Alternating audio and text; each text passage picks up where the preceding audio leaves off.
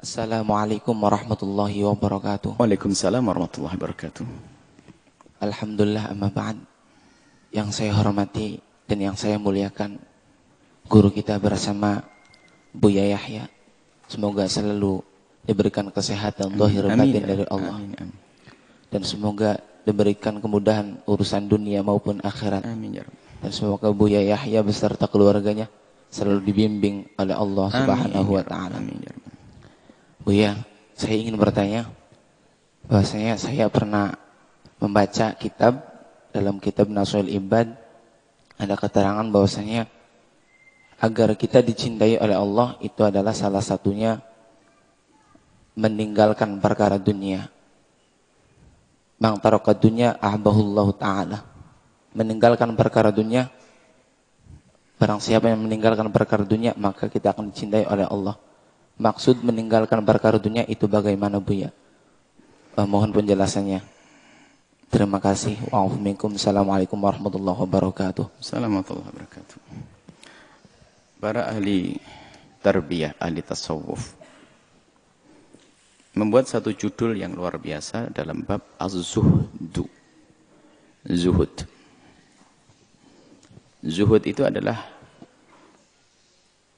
meninggalkan atau menjauhkan hati dari kecintaannya kepada dunia.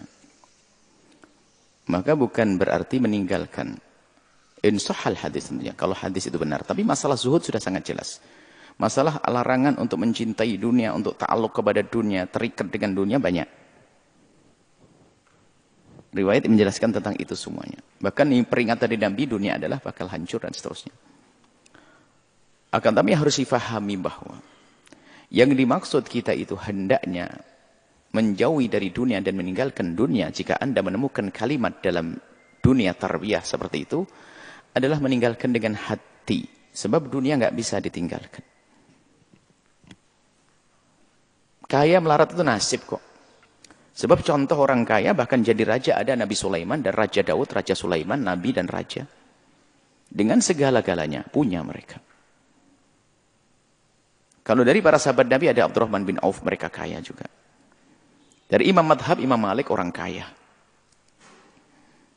Nah, akan tapi yang terpenting adalah hatinya tidak terikat dengan dunia. Itu yang dimaksud, bukan berarti kita meninggalkan dunia. Umat Islam harus kelihatan nyungsep-nyungsep saja, tidak. Nah, sebab kalau sudah hati tidak dengan dunia, begitu mudahnya dia menggunakan dunianya. Itu jatah, Anda kaya jatah. Sehingga Sayyidina Abdurrahman bin Auf itu seolah-olah berkata seolah begini. Begitu mudahnya aku mencari rezeki, kalau seandainya bongkahan tanah aku buka itu ada emasnya. Ibaratnya itu memang dagang apa saja jadi duit. Kan begitu, ada orang nasib beruntung terus, ada nasib orang buntung terus, kan ada. Macam-macam orang. Jadi bukan berarti orang yang tidak punya duit lalu jauh dari dunia, hati yang enggak, sudah melarat, nyungsep, tamaknya, rakusnya, super. Hayalan macam-macam. Ada. Jadi bukan jaminan orang tidak di tangannya tidak ada dunia lalu dia terbebas hatinya dunia. Tidak, angan-angannya Masya Allah. Sampai urusan 600.000 sampai dia harus membuka auratnya. 600.000 gaji sebulan. Ayo. Bahkan mungkin tidak sholat. Ayo. Apakah berarti di saat dia duitnya nggak ada lalu enggak, urusan hati.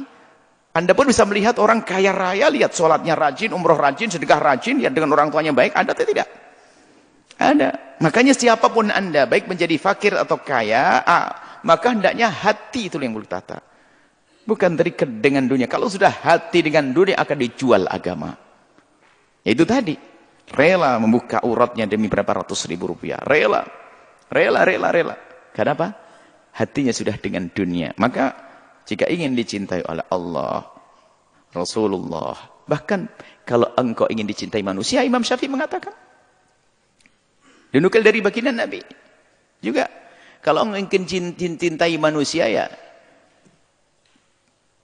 jangan dekat-dekat sama, maksudnya jangan cinta dunia. Kan begitu. Imam Ghazali dalam syairnya, dunia itu adalah direbutkan oleh. Walaiha kilabun hammuhunna ijtidhabuhunna, kata Imam Syafi'i. Dunia itu adalah anjing-anjing yang bakal mengambilnya. Maka kamu jangan berbenturan, berurusan dengan mereka sudah. Urusan dunia itu macam-macam bentuknya. Nanti bisa jadi, urusan dunia bukan hanya urusan dagang. Masjid pun bisa jadi ajang cari dunia. Pondok jadi ajang cari dunia. Yatim piatu jadi ajang cari dunia. Gelarnya tuh pesantren yatim piatu. Ternyata hanya untuk mencari duit. Yatim piatunya tetap nyungsep, kiainya yang pakai mobil. Bisa jadi begitu. Itu urusannya cinta dunia. Kelihatannya pakai gelar ustadz. Kita tidak bicara tentang urusan jabatan. Ya sama kalau jadi pejabat, kalau sudah nggak benar hatinya, hubbud dunia tadi, cinta dunia, ya culas dia, korup. Makanya itu adalah karena penyakit di dalam hati. Jadi pejabat dia korup, jadi ustadz juga korup. Jadi pejabat besar korup, gede yang diambil. Jadi pembantu ya belanja bohong itu nanti. Pegawai negeri ke rumah makan bohong. Katanya rumah makannya sumbiin kwitansi kosong nanti. Laporannya lebih tinggi. Nah itu kan karena rusak hati itu. Jadi kalau masalah kerusakan ini adalah urusan hati. Jadi apa saja ya rusak dia. Hubbud dunya itu musibah.